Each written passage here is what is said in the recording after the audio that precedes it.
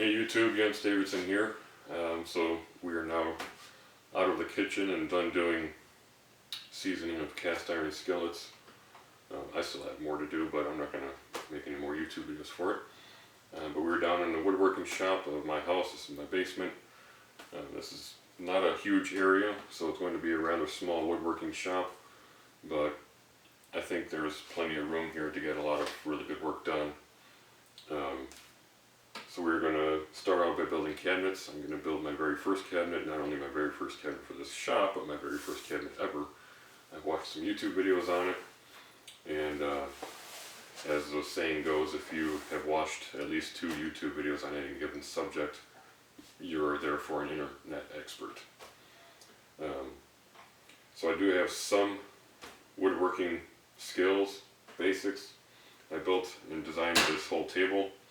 I drew the whole thing up in a free CAD program called SketchUp, which originally was by Google. And if you haven't used it, it's phenomenal. I'll frankly need it at some point in time for designing further cabinets, but the ability of that program to help you design and organize a shop space is absolutely incredible. But this is a radial arm saw, in case you guys have never seen one. It's a phenomenal tool. There's really only one company that manufactures them anymore, and they're super duper expensive. The company's called Original Saw. They're manufactured in Iowa. This saw is where DeWalt got its start. The founder of DeWalt Tool Company designed and engineered this thing. Well, this is a Sears Craftsman one, but he designed the DeWalt radial arm saw, which became an absolute legend. I would love to have one eventually myself, like a 14-inch would be awesome. But anyhow, this is a little 9-inch Craftsman radial arm saw. It took me some time to get it dialed in. Obviously it took me some time to build this beastly table, which is incredibly heavy. The tabletop here is 2 inches thick of MDF, and there's steel bars running longitudinally through it, evenly spaced, 3 bars throughout this thing, in order to keep it from smiling on me, you know, as changes in temperature and humidity generally cause wood to warp. So they're glued in there, and the thing's pretty sinking solid. So the tabletop is rock solid. The top here, so this is where a radial arm saw strongly differs from a table saw. The top is sacrificial. This is so there's 2 3/4-inch sheets of MDF beneath here, and then this is a 1/2-inch sheet on top. This is my sacrificial cutting surface. You set up a radial arm saw so that the blade is cutting ever so slightly into this top surface, so it cuts all the way through the wood that you're working on, unless of course you're doing a dado. This thing's phenomenal for doing dados. Yeah, this is virtually an essential tool if you're doing a small shop, because a radial arm saw, whether you're doing a rip cut or a cross cut, you are feeding your stock from left to right or right to left. You are at no point in time feeding material to the saw from the front or the back. So if I had a table saw, my table saw would have to be set up in this shop dead center, and I would have to have clearance on the left side and the right side and the front and the back. And anytime I'm doing a rip cut, I have to push my sheet goods from the front where I am to an outfeed table behind the table saw, taking up more space in my small shop.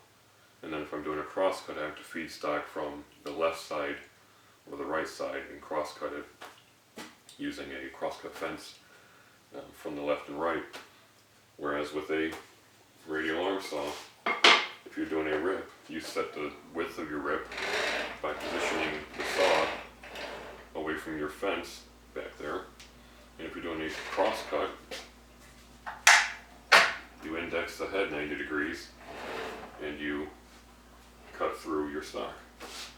It's a phenomenal tool. Not only can you do rip and cross cut, but you can also do a miter. So we can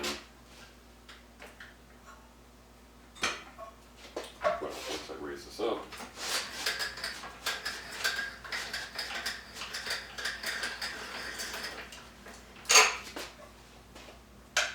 can do a miter cut at any angle. We can tighten this up. It has positive stops in there for 45 degrees, and with being able to rotate the head, I can do a compound miter. This tool is really incredible. It's absolute godsend, and I got it for free from a friend of mine. So I'll do more videos on this explaining the tabletop here, but that's not what I'm planning on covering in today's video. In today's video I want to cover building a cabinet. So without further ado, I'm going to get set up to start cutting that. I've already got the sheet goods ripped to the general size for the sides and for the back. At this point in time I need to set up the sheet goods on my sawhorses to cut out, using a jigsaw, the toe kick for the cabinet, because I've got really big feet. I'm 6'4", I've got a size 14 foot. I need a pretty generous toe kick to make use of the cabinets a little bit more functional. The cabinets are going to be the same height as this radial arm saw here, because again, I'm, you know, a giant, so this height, this is, what is it? I think it's over 3 feet off of the floor. This is a great working height for me because, you know, my elbows aren't much above here. The height's very comfortable for me to work on. I can access anything all the way back to the wall. And while I'm working in this station, I have good posture. Whereas if this was like a conventional cabinet, which are oftentimes down here, I'm bending over and wearing out my back. But it's really important, if you're going to build your own shop, build it ergonomically for you, for your height. It's a really important point, because if you are straining your back or your neck or what have you while you're working, that's not going to make that hobby very fun, and it's going to make it taxing on your body as you get older and older. So yeah, the plan for today, cut out the toe kick. It's going to be super simple, and then I will need to plan out dados that I will cut using this guy. And we're going to cut dados for the back board, which is a 1/2 inch thick board. That's going to be dadoed into either side board, and then there's going to be dados on the side panels themselves, which the shelves are going to go into. I'm going to have it'll be a face frame cabinet, so there will be 2 large doors in the bottom and 2 shelves in there. And then I'm going to have pull-out drawers on the top. So it's kind of a big project since this is my first time tackling a cabinet, but I'll figure it out. So stay tuned.